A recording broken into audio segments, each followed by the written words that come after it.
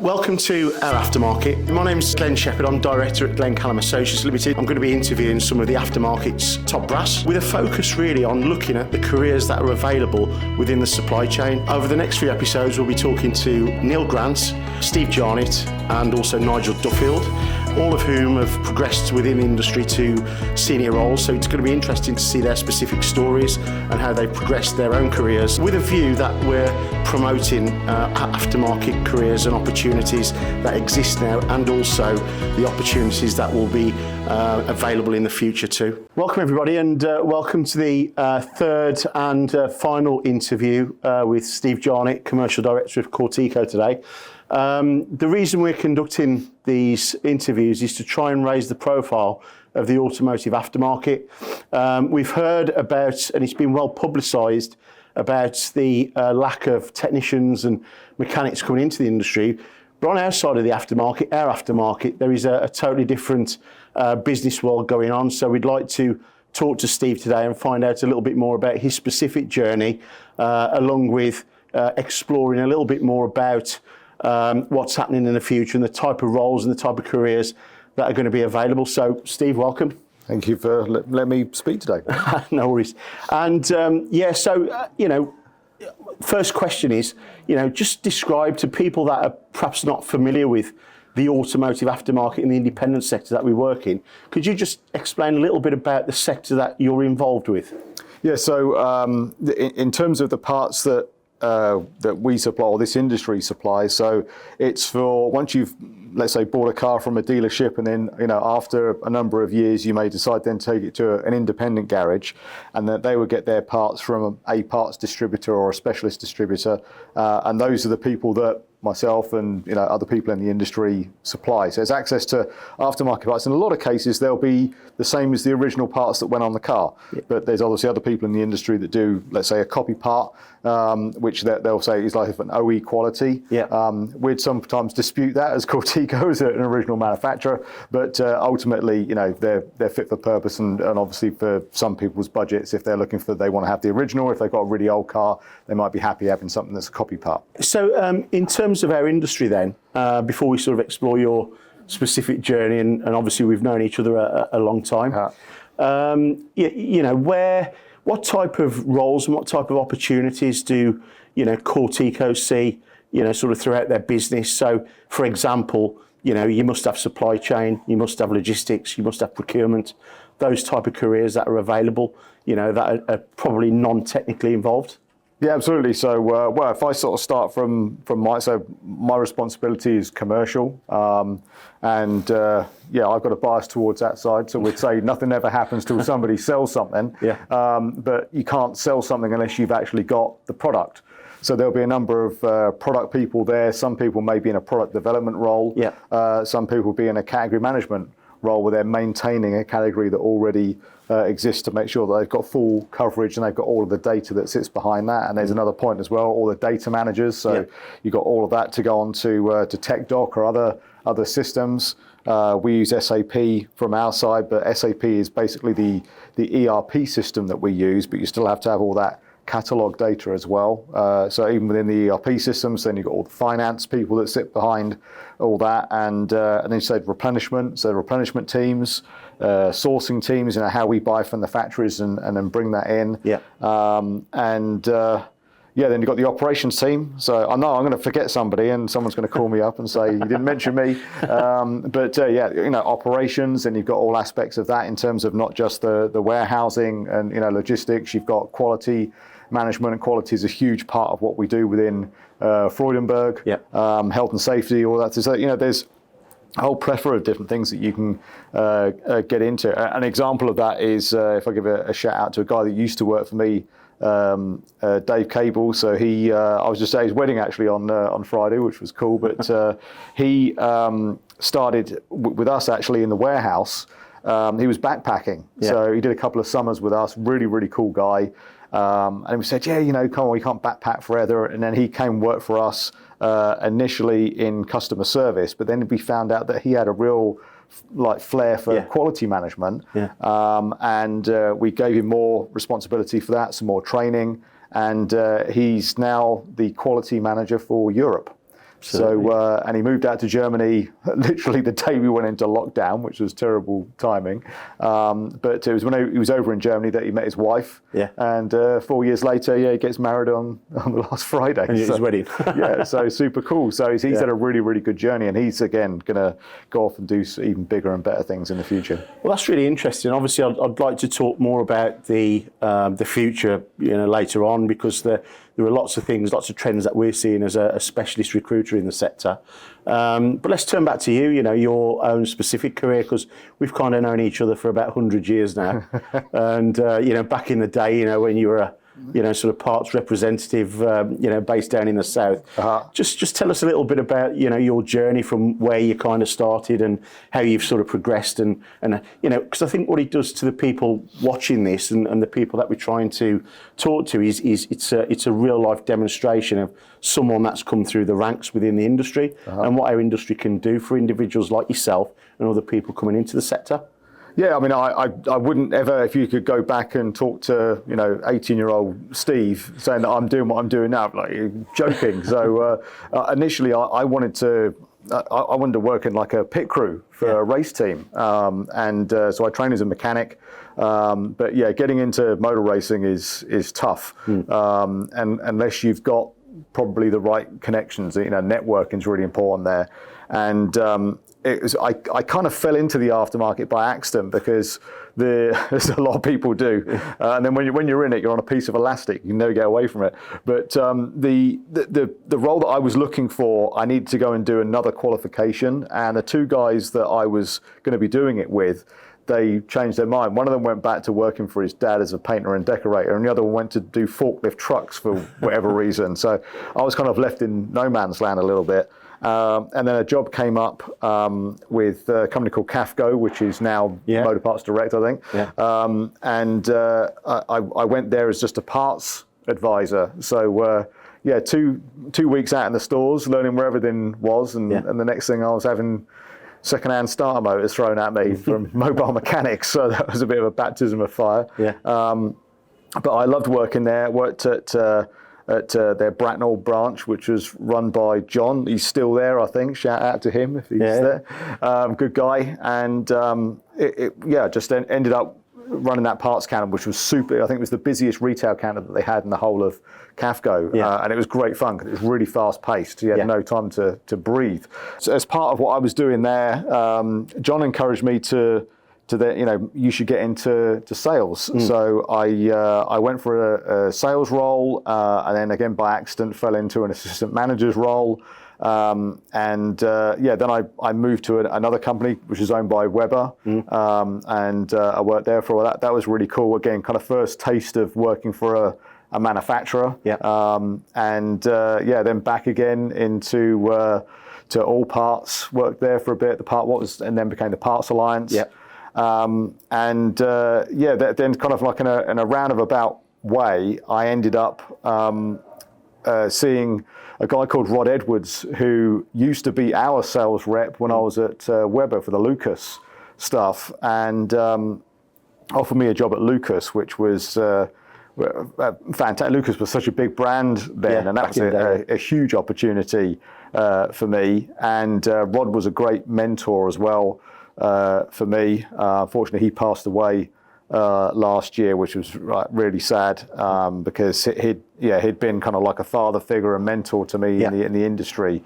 A lot of people will know him, and I said at his funeral about how I think I spent the rest of my life trying to be like Rod Edwards. I've not really done as good a job as he would have done, but that's a great thing to try and emulate. Absolutely. Because he was a consummate professional. So it was good to have guidance from him. So I worked for him there, and then also another company, and then he actually said, I was looking to move on. He'd just moved on, and he said, "Oh, you want to go and talk to Corteco?" And I was kind of, "Who the hell are Corteco?" And he said, "Oh, the part of Freudenberg and everything else." So that's how I ended up at Freudenberg, working for Martin Jones.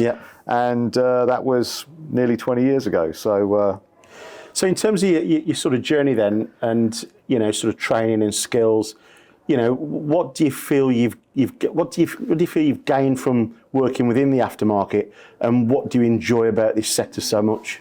So I think the thing that's cool about the aftermarket is it's very down to earth.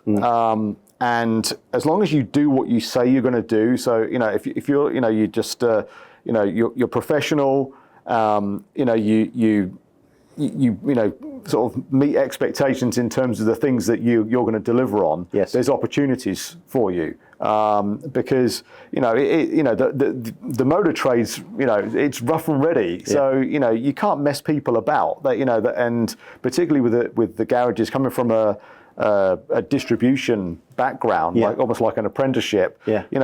If you haven't got the parts there in 30 minutes, they're like, "Where's my stuff?" It's fast paced. Yeah. So you've got to be ready to, if necessary, have that mindset that if someone's in trouble, you're going to help them out. You're going to jump in a van yourself and go and sort it out if you have to. And that's really good grounding to when you move up towards a supplier. So yeah. I was really surprised the first time when I went to Lucas. Great people working there, but I was also a little bit surprised that the pace was a little bit kind of laid back, and I thought that there was a little bit of distance between the reality of what happens in a parts distributor on a daily basis and that kind of the OE kind of mentality, if you like, which was I just felt it was a little bit detached. Yes. And that was a real help for me because having done that work, right from the bottom up, it gave me empathy with those guys about, what their expectations were. So that helped me deliver on that. So that was kind of cool in terms of having that background. So coming through the parts distributor, mechanic, parts distributor, supplier network, OEM, producer, that's been sort of your chain really within the last sort of 20 odd years, I guess. Yeah, absolutely. And then it was, I think it's it's a constant learning journey. And if you can just soak up that knowledge from other people and be prepared to, go with the change and everything else, then there's cool opportunities. Because I joined Corteco as just a area sales guy, and then I had an opportunity to go to be sales manager, and did that for a number of years. And then again, just by pure chance, I guess, was Martin was going to move to India to set up Corteco out there, and I didn't really get a lot of choice there. I was voluntold. That just said, look, he's going to India, get on with it. So and again, it was a vote of confidence that they felt that I could do it, and that was 2016. So and it was a really cool opportunity, but you're always learning. That's the main thing. And what about the the space that we work in? What do you enjoy? Obviously, from my own journey, it's the people. We see a lot of characters and have done over the years. You've mentioned, Rod Edwards and one or two other people that we kind of jointly know. What does it for you within our industry? What sort of makes you get up in the morning and come to work and enjoy the industry that we're in? Yeah, I think it's interesting you mentioned about characters. I saw someone at an event a while ago, and because a lot of people have been saying, all the characters have left the industry, and I thought, has that actually happened, or is it now we're the characters? So it's just evolved. I think that it's important in terms of the people, and it's a very people-orientated industry still, and particularly in terms of what I do within Corteco. My responsibility is I get a huge kick out of developing people. And I've been really lucky that I've had some cool people that have worked for me, and it's made it very easy to develop them. So Dave is a good example, started customer service, and then now quality manager Europe. Eva worked for me as an LPM. She now works as it's like business development or business strategy for the GI, general industry guys. Jana was working for me as a local product manager. She's now joined the data management team. She's moving over to Germany in the summer. There's like 3 examples right there of people that have come through, done their thing. We've supported them, and now they've gone on to do other things, and that's been cool. And do you see, when you see sort of, sort of the next generation coming through, does it take you back to the days that, you were working behind the parts counter and you can see the potential in someone sort of, grasping, what we're about? Yeah, well, I think that's the potential is the key, because, if you've got someone that has got that enthusiasm, and there was a really cool story about this guy. He was on one of the TED Talks. Yeah. And he was talking about he was on a plane. He's flying somewhere, and this person next to him said, "Are you successful?" And he said, "Well, I think so." And they said, "Oh, are you a millionaire?" And said, "Yeah." And they said, "Well, how do you rate your success?" And he was kind of like a journalist, and he said, "Look, that's an interesting question. Let's go and get into that." Yeah. And they interviewed the most successful people in every industry, from A to Z, from astronaut to zookeeper, and said, what makes you a success? What do you do? And they analysed the transcripts for word patterns, and the number one word that came out from every profession was passion. Yeah. So if you've got a passion for what you do, and you can find people that have got that passion, you can see that little twinkle in their eye, and you think, that's something I can work with, because you can train people to do all the other stuff. If they've got that enthusiasm and they're willing to learn, then you can give them the support that then takes them on that journey to the next, right? Even if they're not quite sure what they wanted to, because if they're open to change, that's when the magic happens, because I'm not anywhere near a race team. That's what I wanted to do when I was 18, and now I'm selling oil seals, which I didn't expect. But again, it's been a cool journey. Yeah. But you've had to move with that change, and try and I've done a lot of work in terms of education as well, and I just try and pass that on to the crew that work for me. Do you think as an industry, we're doing enough to make our industry attractive to people from the outside? One of the areas I did want to talk to you about and focus on is the allied sectors, because obviously, you're working in car and commercial vehicle, but there are a lot of other aftermarkets out there. So, off-highway, marine, even the building and construction industry mirrors, what the aftermarket's about. It's got its producers, it's got its distributors, it's got its buying groups. What could we do to make our industry more appealing, to people that kind of know little about it? I think it's realising that there's an opportunity. You can't really sugarcoat the industry. It is what it is. It's not the banking sector or something like that. So you're not going to be in glass-plated buildings and that kind of environment. But it's what I like about the motor trade is it is very down to earth, and it gives opportunity to people. I didn't go to university or anything. This is an opportunity for me to develop a career effectively through bit of graft, and just being prepared to go on that journey, learn new things, and apply those skills. And anybody can do that if they've got that passion and enthusiasm.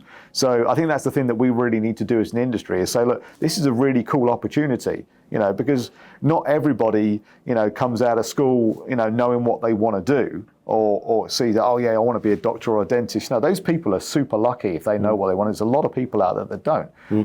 And if they say, I don't, I didn't go to university, or I'm not sure what I want to do. There's an opportunity in this industry. Well, let's say if you can put in the graft, be enthusiastic, be willing to learn, then there's a home, and there is opportunity. I think that's maybe what we need to sell a little bit better to either schools or colleges or whatever, to say, this is a cool opportunity. Yeah. As a business, what type of support do you give to your employees? From an onboarding to a training capacity and an ongoing, sort of potential career path? So, we're lucky. We have an incredibly strong HR team globally, particularly in the UK. And they give you a lot of guidance in terms of, there's onboarding. We do a lot of training. We have a online system that we use to train employees. So once they're in that system, then they can go and do an absolute plethora of different online learning, either in their own time or during work time. There's certain criteria they have to fulfill. Some trainings that we do, which are kind of mandatory. So at Freudenberg, a big part of what we do is the guiding principles, which were actually written down by Carl Freudenberg back in 175 years ago. Yeah, and they're still very valid today, and we expect all of our employees to know, not verbatim, but you need to know what those guiding principles are. Yeah. So we do a lot of training around that, and then a lot of, let's say, compliance and quality and health and safety, and just in terms of a lot of hygiene factors in terms of the way that you conduct yourself at work as well. That's why when and I know we spoke about this during the recruitment phase, is that cultural fit is super important for us as well. Yeah. We're still a family-owned company, and it is a little bit different here than other organisations that may be owned by, the stock market listed or owned by a pension fund or whatever. Yeah. But that's cool. That you do really feel that you're part of a family when you work here. Yeah. So it's important that you've got people that can embrace that kind of philosophy. Absolutely. But yeah, training is something that we will encourage all of our employees, and I'd say Freudenberg are very good at doing that in terms of recognizing, some people just want to come in and just do a job. Yeah. And if you want to do that, that's fine. They'll support you doing that. If you want to be the CEO, great. They'll support you to do that as well. Yeah. The temperature will rise the higher you go, but that you have that ability to rise as high as you can get to, and they'll support you in doing that. Can you share with us any, sort of plans without giving away any trade secrets that you've got happening in the future? Any initiatives that you guys have got in the pipeline? Yeah, so we've got a couple of things that we're doing as a business unit within Freudenberg. So we've got this new program that we're having in terms of developing future leaders. Okay. So that's like a concept phase right now, but again, it's about attracting new talent and seeing people that we can then develop over time to have a career ladder into these leadership roles. And then in terms of what we're doing from a business perspective, you were talking about the other allied industries. I mean, Freudenberg's an incredibly diverse company. Yeah. But I'd say one of the opportunities that we have within our business unit is to develop those aftermarkets as well. Yeah. So we're looking to get more involved in recreation, so two-wheel, so motorcycle, mountain bike, the agricultural sector, heavy duty sector as well, and construction, bus, coach, anything. Marine, so marine is another one that we're messing around with at the moment as well. So there's a lot of really cool things that we've got our eyes on, and people are out there doing a lot of what we call like pioneer work. Just turning over a few stones and seeing, right, okay, could we do something with that or make a kit for that? So we're trying to learn about the industry, and again, a lot of that comes down to individuals' enthusiasm and passion, all the things that we've been talking about, for them to say, right, I'm just going to go out and just cold call this person and just, what do you do? How do you do it? How can we support? What kind of products are there? You don't always, find the acorn, but, eventually if you keep looking, it will turn up. So that's what we're doing at the moment. Certainly. So, as a message then, as a gent that's kind of moved through the ranks at, I'd say, quite a rate of knots when we initially met all those years ago, and to where you are now, if you've got any message for anybody sort of considering or contemplating the aftermarket, for a career, what would you say to them? Well, number one, don't be afraid, because it's if you've got, just have belief in yourself that if you've got the right attitude, that will take you a long way. You just got to come up with the goods, and I'd say just make sure that you work tirelessly on improving yourself in terms of your formal qualifications. Read anything that you can get your hands on, for from a business perspective. Try and learn as much as you can about different aspects of the business. Particularly like me, if you're like in sales, you're driving around in your car all day. Turn off Spotify or at least get some audio books.